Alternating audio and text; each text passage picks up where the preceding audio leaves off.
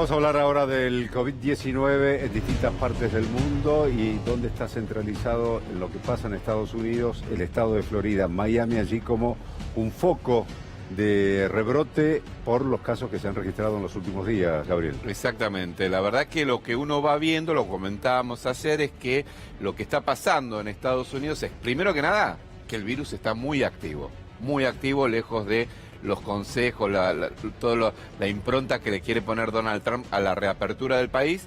El virus está muy activo, el 20% del total de contagios en el mundo se dan en los Estados Unidos. Ayer hubo 35.000 contagios en los Estados Unidos, fue el tercer día con más contagios desde que comenzó la pandemia. ¿Y qué pasó? El virus estaba muy focalizado sobre todo en la costa noreste de los Estados Unidos, en los estados del noreste de Estados Unidos, entre ellos el de Nueva York. Bueno, ahora se ha focalizado mucho más fuerte en el sur de los Estados Unidos y en el oeste. En el sur, recién mencionaba Claudio, Florida, una preocupación especial porque ayer solamente hubo 5.500 casos en Florida, 44 muertes reportadas y ya son más de 110.000 casos que tiene el estado de Florida y más de 3.500 muertos. También en Arizona, donde estuvo Donald Trump antes de ayer, el virus está muy activo. En Texas está el virus muy activo, hay más de 5.000 casos. Y en California, escuchen el número, hubo en el día de ayer 7.000 nuevos casos en el estado de California. Es un número, es el récord en California desde que comenzó la pandemia, lo que te muestra en definitiva que no es cierto que el virus se esté retrotrayendo en Estados Unidos, sino que sigue estando muy activo, nada más que ahora con menos foco en Nueva York, por ejemplo, donde ya están volviendo, están en la fase 2 digamos, de la normalidad.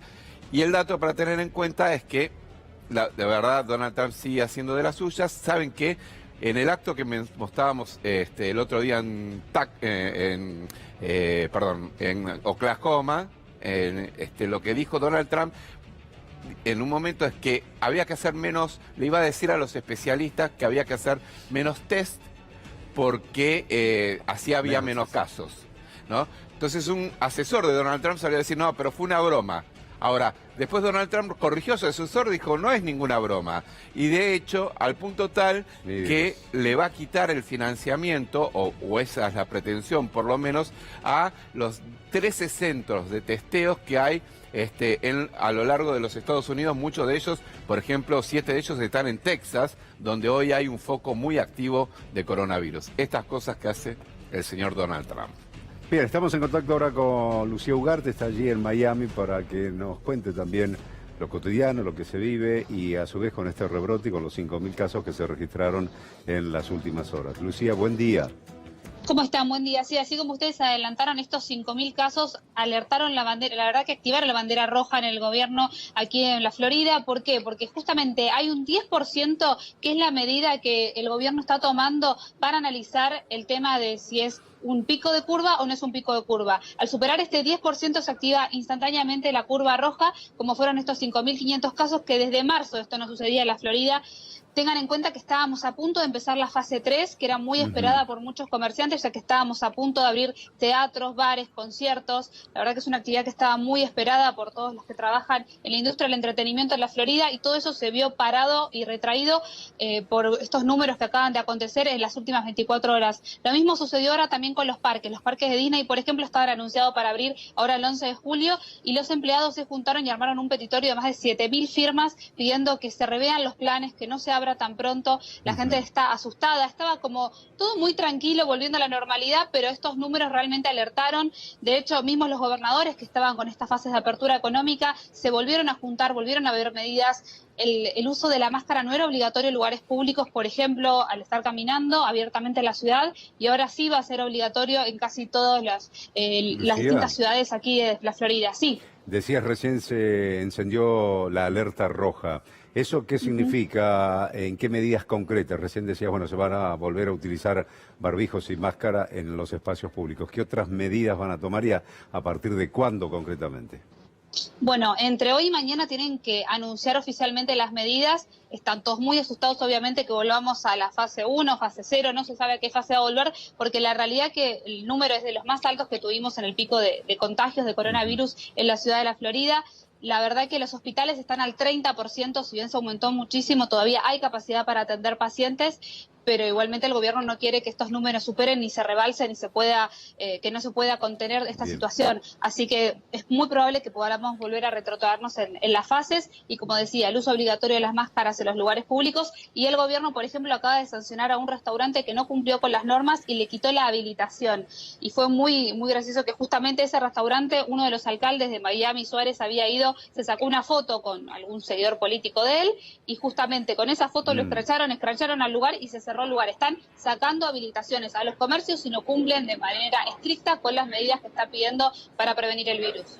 Lucía, ¿y cuál es la actitud de la gente, digamos? Porque sabemos que hubo apertura de plazas en algún momento y demás.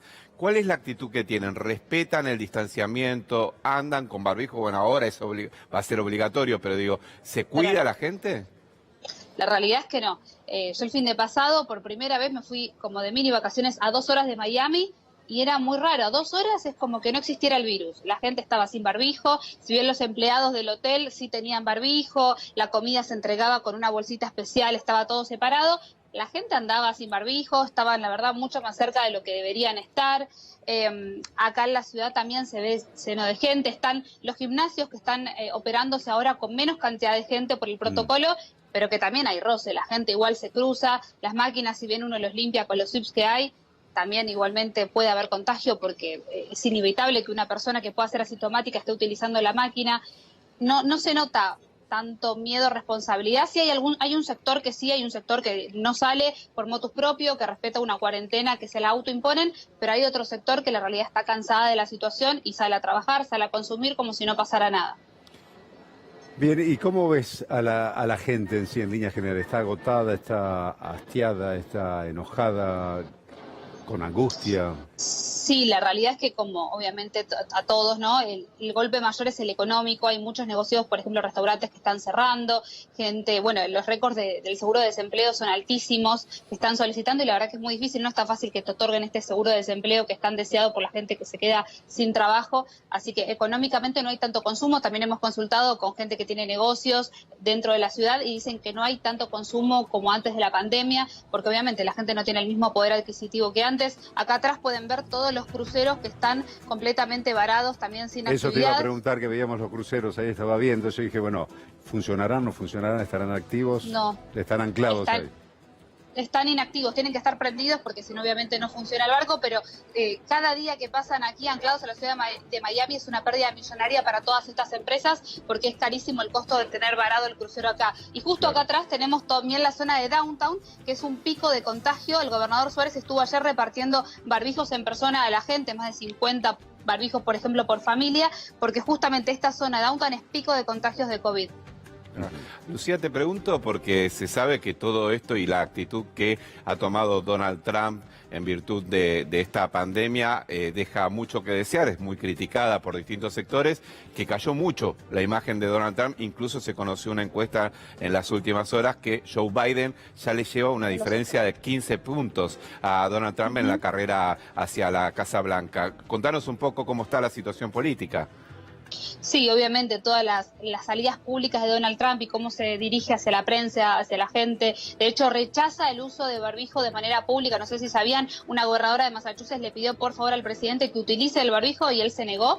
Y todas esas actitudes rebeldes están haciendo obviamente que impacte en las encuestas. Está bajando su imagen, está bajando su adhesión. La gente se está volcando a Biden, pero bueno, tampoco es una opción que al 100% convence a la gente, pero no tienen otra, así que realmente se están volcando a Biden porque no hay otra opción tan sólida para enfrentar a Trump. Trump igual tiene sus adhesores que son como seguidores ciegos, efervescentes, que lo siguen, aunque diga barbaridades, pero la verdad que el pueblo norteamericano está bastante dolido con la situación por cómo se están manejando los dirigentes. Hay como una disociación entre la comunicación de todos los alcaldes, los gobernadores, toman decisiones muy distintas dentro de la Florida también son decisiones tan completamente distintas que uno no sabe qué acatar, porque por ejemplo Miami-Dade toma una decisión, Broward, que está al lado, toma otra, y son 2 cuadras 5 de diferencia, y las personas no saben, uso barbijo, no uso barbijo, puedo ir al parque, no puedo ir al parque. Entonces, al no haber una unión